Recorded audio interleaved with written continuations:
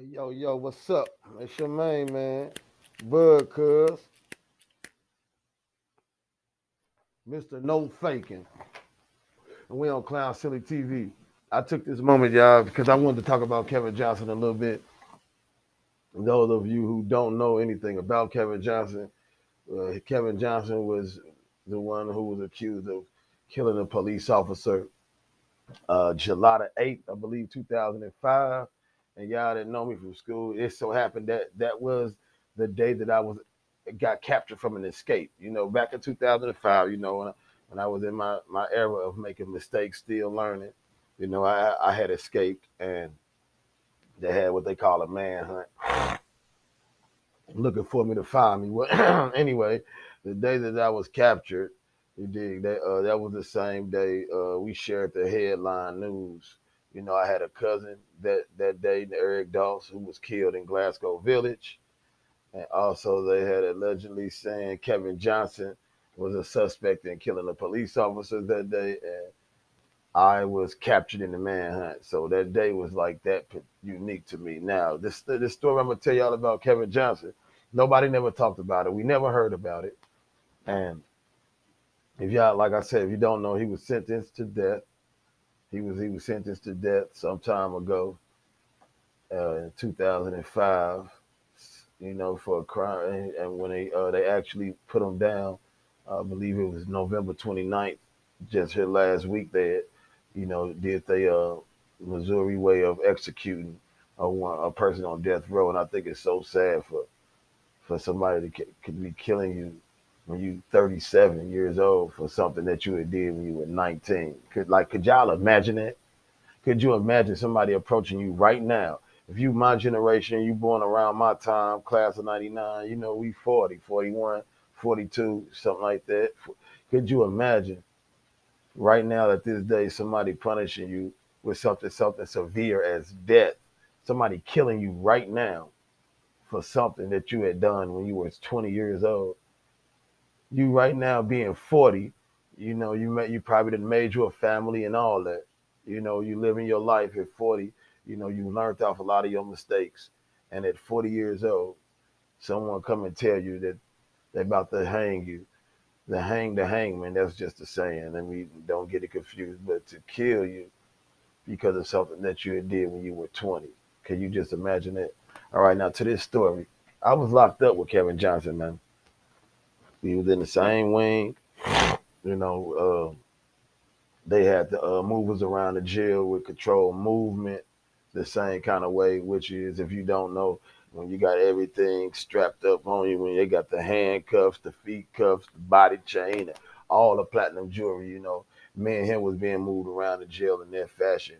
Reason being, he had a high profile case because it involved the death of a police officer. So they moved him around the jail in that fashion in order for safety for him and the staff, and I guess maybe other inmates. And then me, I'm being moved around that type of way because I was at that time an escape risk.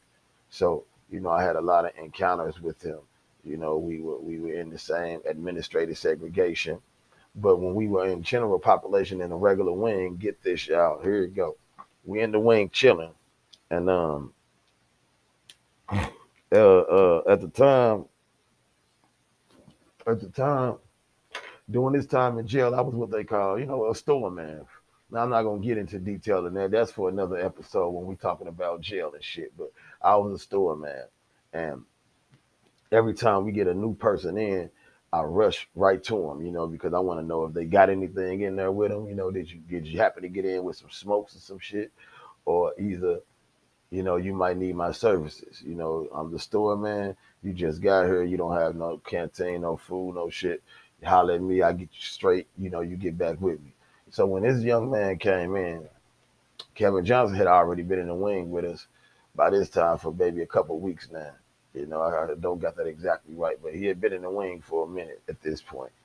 And when it's a white guy come in the wing, so I immediately see. This is why I know these little details. I know it because I'm looking for newcomers. The average person in the wing, they probably couldn't tell you all. They know this story, but they probably couldn't tell you what led up to it the way I can because, like I said, I'm eyeing for the newcomers, and there's a couple of other ones that did too. I wasn't the only store man, but anyway, when he came in, he sat right down at a table, and he's like shaking, like, and I'm like, damn. So I walked up on him. I sat right across from him. I'm like, hey man, what's up, man? You all right? He was like, yeah, I'm cool. I'm like, man, did you get something to smoke? You got something to smoke in here? He was like, well, yeah, I got a couple of roaches. They're just for myself, though, personal. I'm thinking, well, damn, okay, well, you didn't bring it. You didn't bring nothing in here to make no money with it, nothing. You just brought them in here for your personal use. That was a little strange, but okay, whatever.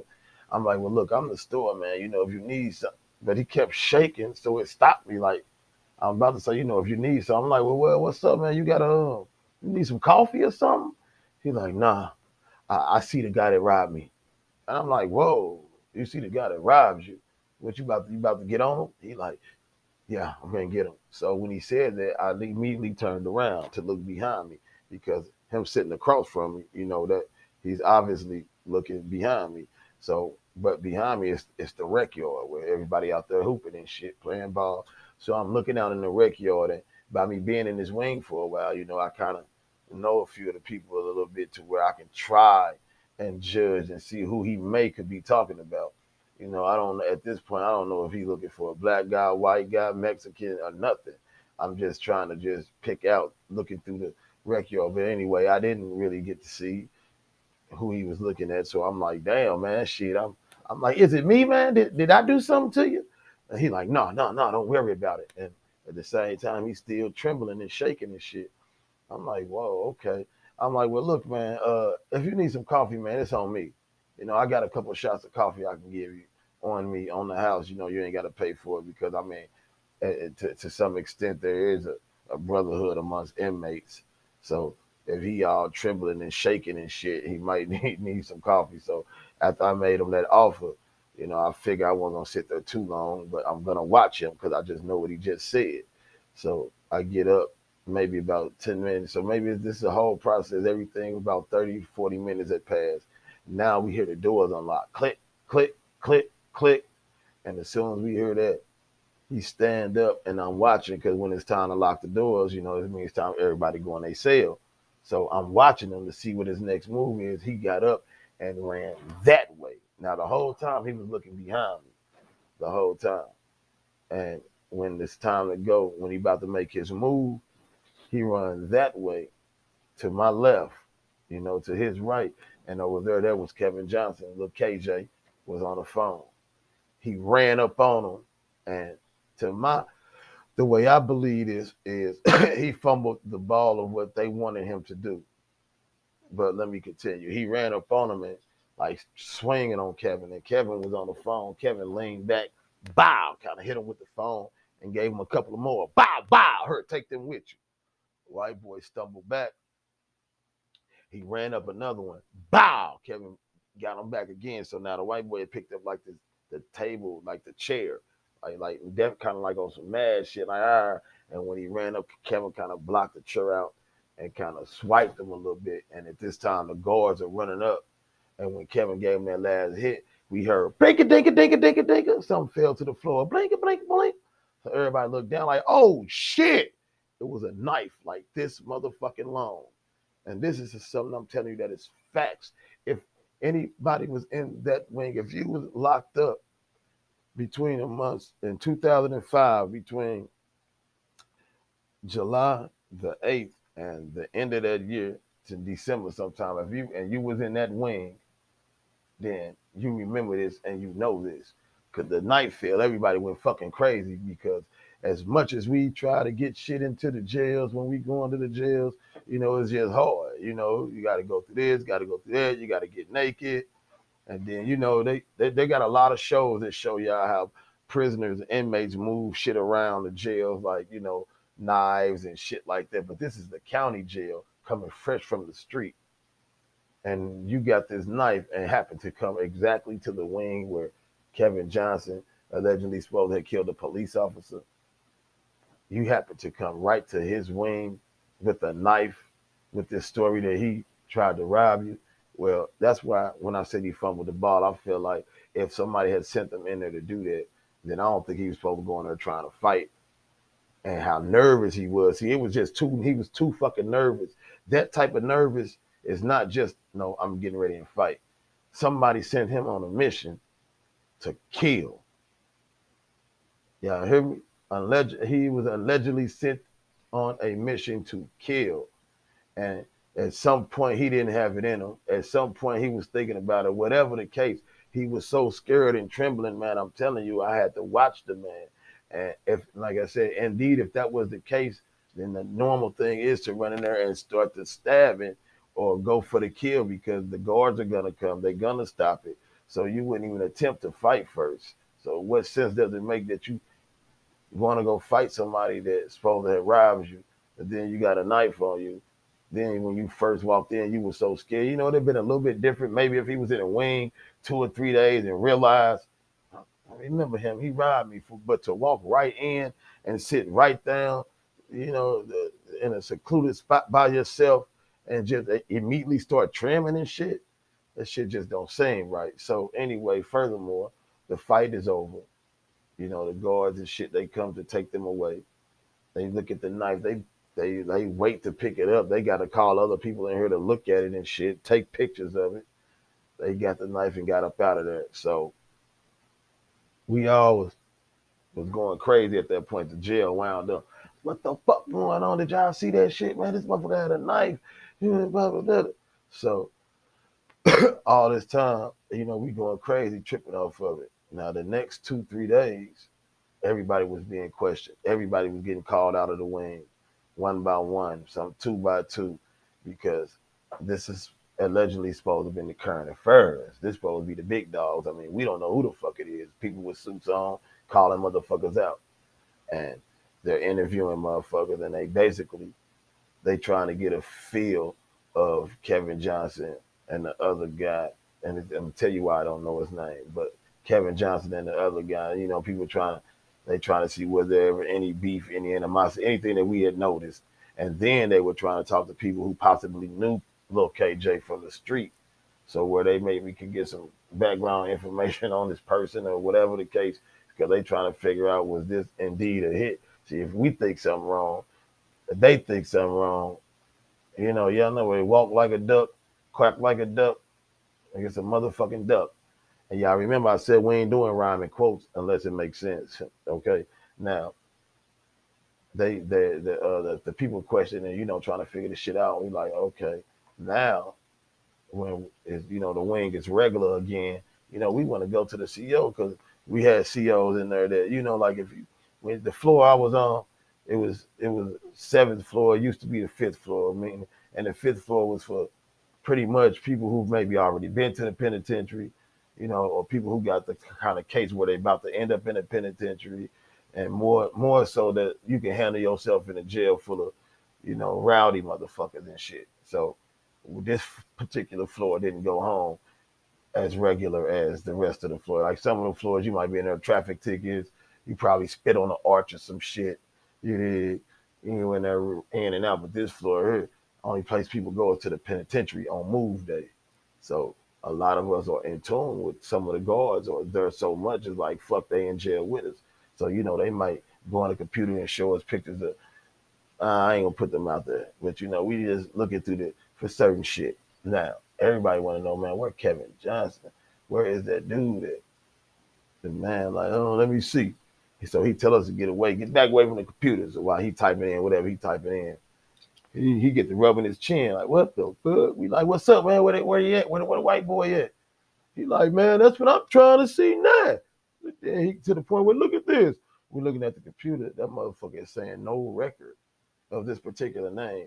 Now that's so ironic because I can make up a name and they type that motherfucker in and they might have something about that person. Any name, if you type my name in, I got 16 mug shots in there, man.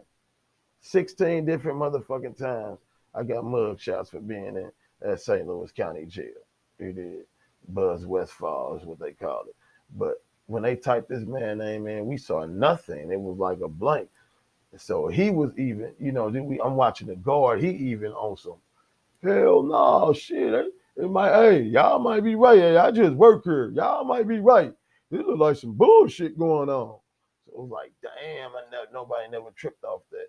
And for us to even, after a couple months, after a month, motherfucker just run up to, hey, type this one name and see where that white boy is.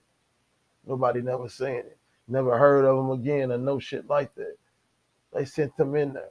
But the crazy part is like, well, why haven't nobody heard about it? Like, why wasn't that shit on the news? If it was enough for the current affairs or whoever the fuck those people, my bad, internal affairs, for them type of people to be coming in. Well, I think that's who that was. Don't hold me for it, but it was people with suits and shit. And for them to come in there to try to figure out, was this a legitimate fight? For them to come, anytime we in the jail and we fight, boom, boom, boom, boom, it's just a fight. Ain't no interviewing or none of that shit unless you somehow want to try to prove yourself not guilty because you get a hearing, to see whether your punishment gonna be for the fight. So you can call witnesses, but that usually don't happen. When two people fight, they fight. When they get their hearing, yeah, I'm guilty of a fight. You might want to tell your side. You do it, it don't matter. You definitely guilty for fighting. So there's no reason for bringing witnesses in and none of that shit. I'm guilty for a fight. This is what we did. This is why we fought. They tell you how much time you're gonna be in the hole. That's the end of that. No time have I really seen them coming in there to see, is this a legitimate fight? And by the interviews they were doing, the people they were questioning, and the questions that they were asking, definitely says, we're trying to find out, is this legit? So that type of shit there, man, let you know, man, that it's somebody above somebody that's above somebody, man, that's trying to make shit happen. And I'm telling y'all, that's a true story about my man Kevin Johnson. And yesterday they had they buried him, his family buried him. Like I said, they put him to death in the penitentiary. They executed him, I believe it was November the 29th. And they had the funeral, his home going yesterday, and it was beautiful. I have some pictures for y'all later on about the repast, to see the family in good spirit, to actually get to meet his daughter, a beautiful young lady. She was such a sweetheart, but you got to see his mama having fun. They all trying to celebrate this home going, and trying to mourn, and they looked it so at ease and peaceful yesterday, although a lot of activists tried to fight to stop it from happening. Unfortunately, we couldn't make it not happen. So, what I would like to say is, definitely shout out to his family. Got to meet his father as well. You know what I'm saying? Like I said, his daughter, she was turned out to be a beautiful woman. You know what I mean? She was in very good spirit.